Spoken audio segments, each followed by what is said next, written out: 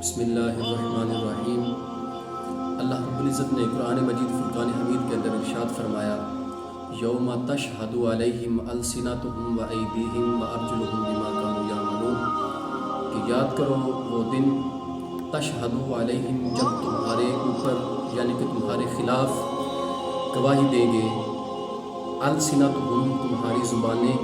و ایدیہم اور یہ تمہارے ہاتھ، و ارجلہم اور تمہارے پاؤں، بما کانوا یعملون کس چیز پر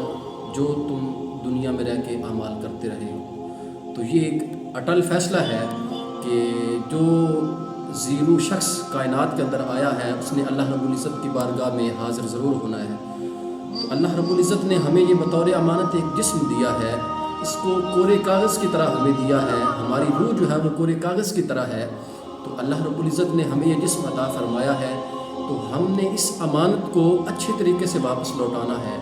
تو اگر ہم اس امانت کو برے طریقے کے ساتھ استعمال کریں گے، ان کا اچھا استعمال نہیں کریں گے، اپنے ہاتھوں کو اچھی طرح استعمال نہیں کریں گے، حلال کردہ چیزوں کے لیے استعمال نہیں کریں گے بلکہ حرام کے لیے استعمال کریں گے، تو اللہ رب العزت فرما رہے ہیں کہ یاد کرو وہ دن جب تمہارے خلاف یعنی تمہارے اوپر گواہی دیں گے۔ کون گواہی دیں گے؟ فرمایا تمہاری زبانیں، تمہارے ہاتھ اور تمہارے پاؤں۔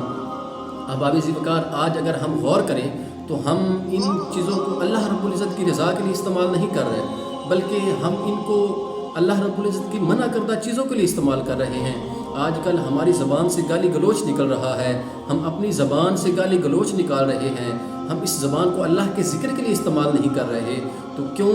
کہ اگر یہ ہم اسی طرح استعمال کرتے رہے تو یہ قیامت والے دن ہمارے لیے وبال جان بن جائے گی۔ یہی زبان ہمارے لیے اللہ کی بارگاہ میں ہمارے خلاف گواہی دینے والی بن جائے گی کہ یا باری تعالیٰ، تو نے مجھے اس بندے کو عطا کیا تھا تاکہ اس کے ساتھ تیرا ذکر کرے، لیکن اس نے تیرا ذکر تو کجا، اس نے اس زبان کو گالی گلوچ کے لیے استعمال کیا، اس نے لوگوں کو گلے شکوے کے لیے استعمال کیا، یہ لوگوں کی غیبت کرتا تھا، لوگوں کی برائیاں بیان کرتا تھا اس میرے ساتھ۔ تو باری تعالیٰ یہ اس نے تیری نعمت کا حق ادا نہیں کیا، تو زبان بھی آپ کے خلاف گواہی دے گی۔ اسی طرح پھر جو ہاتھ ہیں وہ اللہ رب العزت کی بارگاہ میں انسان کے خلاف ہی گواہی دیں گے کہ اللہ رب العزت نے تو یہ ہاتھ عطا فرمائے تھے کہ ان کے ساتھ کسب حلال کیا جائے، ان کے ساتھ حلال روزی کمائی جائے، لیکن انسان نے ان ہاتھوں کے ساتھ کیا نہ کیا کہ غریب پر ظلم ڈھائے، ان ہاتھوں کے ساتھ کسی کے ساتھ برائی کی، اور حتیٰ کہ اللہ رب العزت نے ان کو اچھے اعمال کے لیے استعمال کرنے کے لیے ہمیں عطا فرمایا تھا کہ یہ جو ہاتھ ہیں ان کو اچھے اعمال کے لیے استعمال کیا جائے،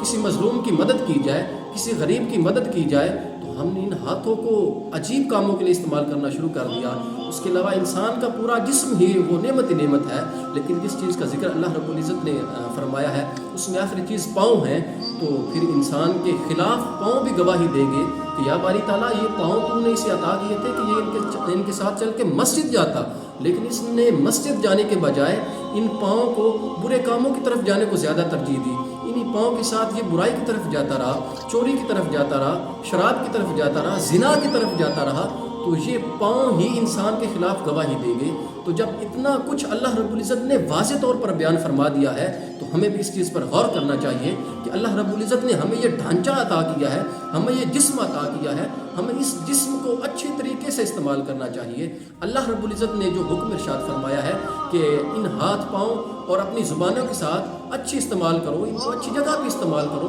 تو ہمیں بھی اچھی طرح سے ان کو استعمال کرنا چاہیے۔ دعا ہے اللہ رب العزت ہمیں